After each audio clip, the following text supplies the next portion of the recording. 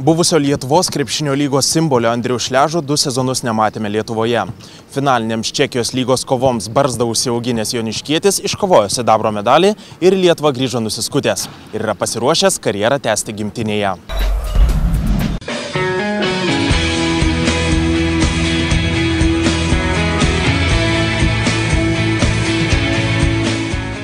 Buvęs ilgametis Vilniaus Lietuvos Ryto krepšininkas Andrius Šležas po 2 praleistų metų užsienyje nusprendė baigti legionieriaus karjerą. 2 sezonus Čekijos vicečempionų Prostėvo komandoje rungtyniavęs joniškietis 2 kartus laimėjo šalies lygos sidabrą. Tu esi čia legionierius.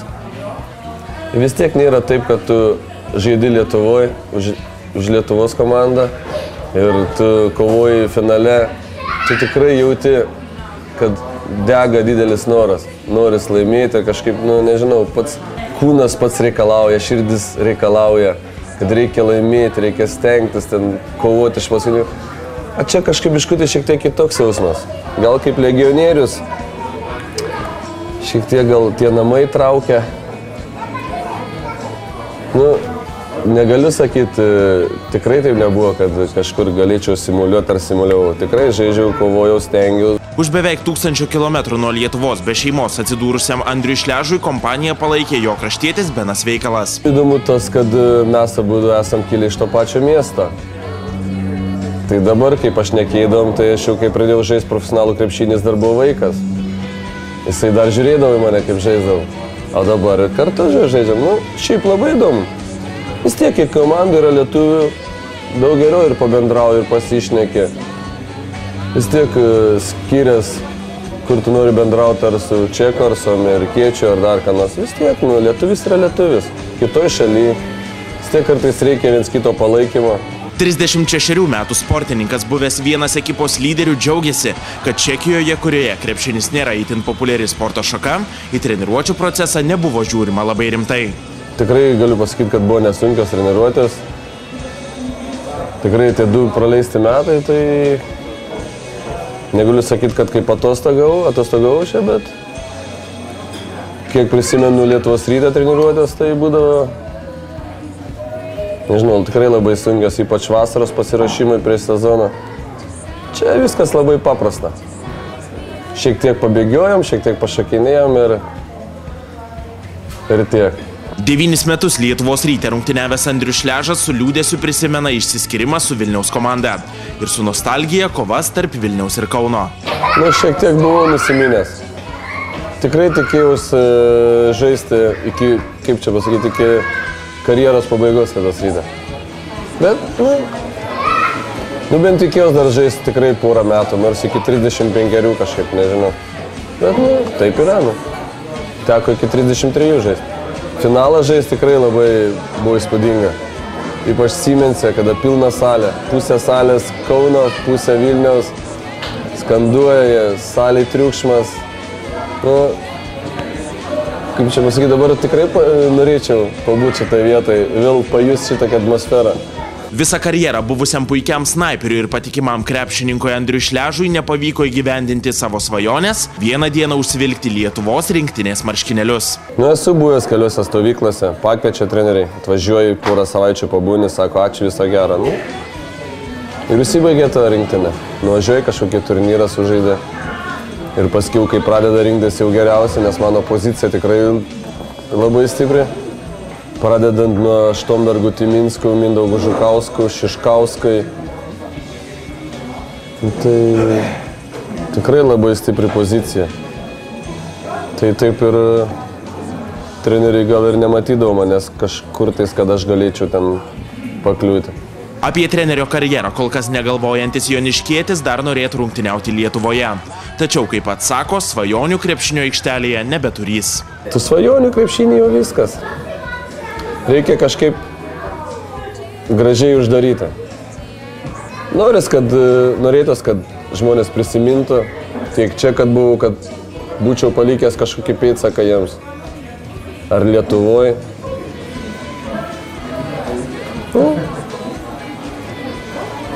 Nežinau.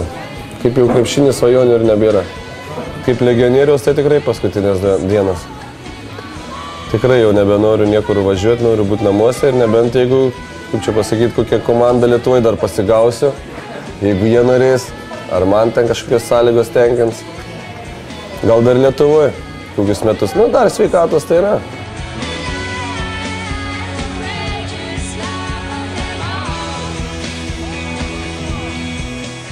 Įsivaizduokite, kad esate legendinio krepšininko sūnus ir taip pat žaidžiate krepšinį. Nuolatinis dėmesys ir lyginimas su tėvo pasiekimais būtų neatsiejama jūsų karjeros dalis. Dabar čia 7 taškai Neptūno naudai, ar išeisi į aikštę? Nežinau, ko man išeiti, ar neišeiti. Aš nesuprantu mūsų klausimų. Aš išeisiu ar neišeisiu, tas pats, kad išeisiu, neišeisiu. Gerai, sekantis klausimas. Tai ar žaisi, jeigu žaisi? Ne. Tai ko man išeiti, jeigu nežaisiu, jeigu žaisiu, nežaisiu. Supratai ar ne? Dėkui. Čia buvo legendinis kaip.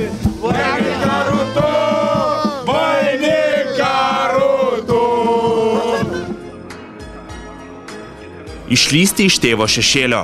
Tokią nelengvą užduotį turi 2 pasaulio jaunimo čempionate iki 19 metų žaidžiantis jaunuoliai.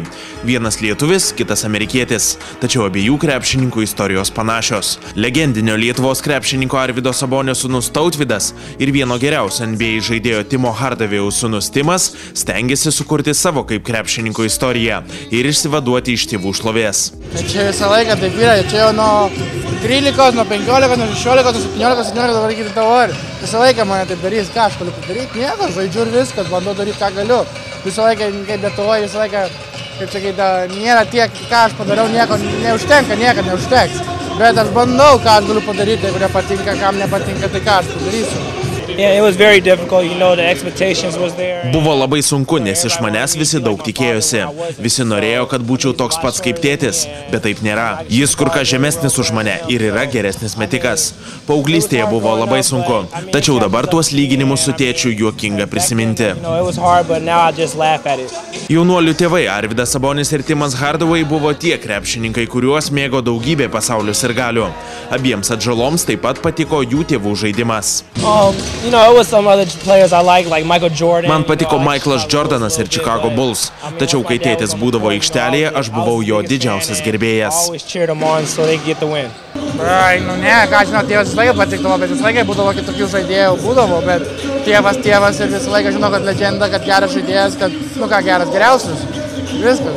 Kodėl nežaidi taip kaip tėvas? Tokius ir panašius klausimus nuolat tenka išgirsti 19-mečiams krepšininkams. Tėvas viską darė, 20 viską daro. Galiu mestrą eką, gal kažką pamėtyti, neina dabar metimas, ką aš padariau, mes su pasą galiu. Taip, tai nieko, visai skirtumo žaidėjimas, jisai 20, man 2. Koks čia, kaip čia gali lyginti? Mes esame skirtingos pozicijos žaidėjai. Tėtis gauna kamuolį ir bėga į puolimą. Jis puikiai varosi kamuolį. Tuo tarpu aš mėgstu veržtis po krepšiu, gauti gerus perdavimus lengviems metimams. Žaisti gynyboje ir mesti į krepšį. Esu neblogas metikas. Išvysti NBA krepšininkus savo namuose būtų kiekvieno vaiko svajonė. Šią galimybę Tautvydui ir Timui suteikė jų tėvai. Alonzo Mourningas, Jamalas Mashburnas, PJ Brownas, šie ir kiti vyresni Miami Heat žaidėjai buvo mūsų namuose. Buvo. Bet ten nedaug tas. Nikita, kai buvo tas Rusas, kai buvo NBA. O taip ką, matytis buvo senas, jau tie visi jauni buvo, ką ten jisai ten su jais blogiau. Bet labai trefkės visą laiką vežiodavom, kai mažiukai sėdėdavom, tai visus pažįsdavom. Wallace'as, Damon Stoudemire, Pippinas, visi tie. Ispanijoje rungtyniaujantis Tautvydas Sabonis ir Mičigano universitete žaidžiantis Timas Hardavėjus jaunesnysis nenori būti tapatinami su tėvais ir savo vardą siekia užsitarnauti gerų žaidimų. Noriu žaisti ten, kur manęs reikės. Čempionate noriu gerai praleisti laiką, padaryti įspūdį krepšinio skautams ir žmonėms susirinkusiems mane stebėti. Aš noriu žaisti krepšinį, aišku, čia visi nusakytų NBA, man NBA tas pats. Aš neturiu tokio žaidimo kaip NBA žaisti, aš noriu kažkur žaisti, gauti pinigų ir gyventi iš krepšinio. Aš myliu krepšinį ir kad čia Lietuvoje ar kur, bet kur man nesvarbu, aš tik noriu žaisti.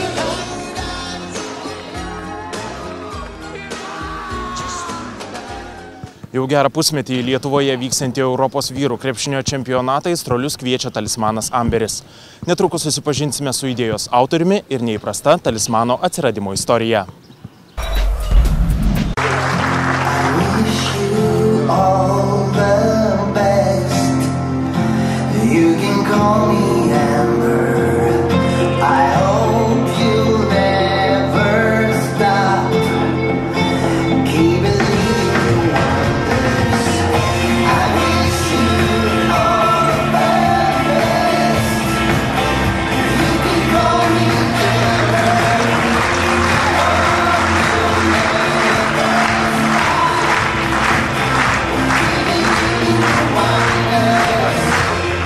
Štai šis linksmas, veržlus ir spalvingas. Oficialus Lietuvoje vyksiančio 2011 metų Europos krepšinio čempionato talismanas Amberis jau keletą mėnesių kviečia Europos krepšinio aistruolius į mūsų šalyje vyksiančias senojo žemyno pirmenybes. Amberis tai krepšinis Lietuvos brangakmenis. Tokį vardą čempionato simboliui davė idėjos autorius plungiškis Egidijus Monstavičius. Tuo metu, kai buvo paskelbtas konkursas, aš buvau Anglijoje ir, turėjau daug laisvo laiko ir galvoju, kodėl nesudalyvauti, visgi čempionatas Lietuvoje vyksta ne kiekvienais metais ir galų gale pats sportavęs krepšinį lankęs, tai būtų nuodėmė praleisti, kaip sakyti, tokį renginį. Tai turėjau minčių, pirmiausia galvojau, sakykime, kuo Lietuva yra išskirtinė Europoje ir, sakykime, kuo yra unikali, ne? Tai pradėkime nuo to, kad mes turim brangakmenį gintarą. Jis yra unikalus.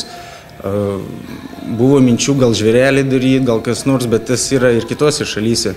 Ir tuo pačiu galvojau, kad gintaras gali atspindėti krepšinio reikšmę žmonėms, kaip brangakmenis. Tai, sakykime, tokia ir idėja buvo. Įveikė 68 konkurentus Europos čempionato talismano rinkimuose, Amberis šlovę atnešė ne idėjos autoriui Egidijui, bet jo draugui Tomui. Padariau darbą, nusiunčiau kolegai ir tuo metu, kadangi, kaip sakiau, buvau Anglijoje ir nežinau, kaip užregistruoti darbo. Ir kad nugalėsim, nebuvo minčių ir gavus taip, kad mano kolega, čia geras draugas, jis nunešė. Užregistravo darbą ir tuo metu bandė susiekti su manim, kad gauti iš manęs kontaktus, tiesiog sutartį padaryti. Bet aš nepakėliau telefonų ragelio ir jis liko kaip autorius ir mes dabar kaip autoriai esam. Tai va, tokia istorija, galėtumėm sakyti kažkokią mažą moralinę nuoskaudą ir jaučiau iš pradžių, kad, sakykime, laimėjo kitas, o autorius kitas, bet be jo nebūtų tas darbas, kaip sakyti, ir išėjęs į dienos šviesą. Su draugo pagalba laimėjęs konkursą plungiškis neišliejo daug prakaito, kurdamas Amberio įvaizdį. Vaikinui svarbiausia buvo sukurti stiprią idėją. Daugiausia laiko turbūt buvo idėjai skirta, kad padaryti gerą darbą reikėjo pirmą o stipriai idėjiškai paruošti kūrinį. Eskizavimas, kaip minėjau, man nėra sunki sfera, piešimas. Porą gal kart prisėdau, žiūrėdamas traukiniu, kiek pamenu, į darbą. Naktį dar dirbau, atsisėdęs, pusę valandos važiuoju ir porą naktų ir jau yra nupiešta tada, ką belieka į skaitmeninį formatą paruošti ir išsiųsti. Čia yra lapas, ant kurio buvo padarytas pirmas ir vienintelis eskizas. Galutinis eskizas, galim sakyti, yra čia. Čia yra dar pabandymai, kaip gali atrodyti veidas, judesio paieška. Čia yra darbo pildymo forma. Anglijoje turėjau daug laisvo laiko, trūko kūrybos, teko panaudoti. Už sukurtą talismaną 5000 litų premiją laimėjęs Egidijus Monstavičius nekantriai laukia Europos čempionato, kuomet Amberis taps krepšinio aistruolių numylėtiniu. Vaikinas taip pat tikisi aukštų rezultatų iš Lietuvos rinktinės. Nepaisant to, kas taps pirmenybių nugalėtojų, Egidijus savąjį čempionatą jau laimėjo. Draugai, artimieji žino, sveikina. Be abejo, koks dar gali būti jausmas. Malonu matyti, kad kažkas pavyko ir pavyko prisidėti prie čempionato, kuris, kaip sakau, nedažnai tai vyksta, 70 kiek čia metų.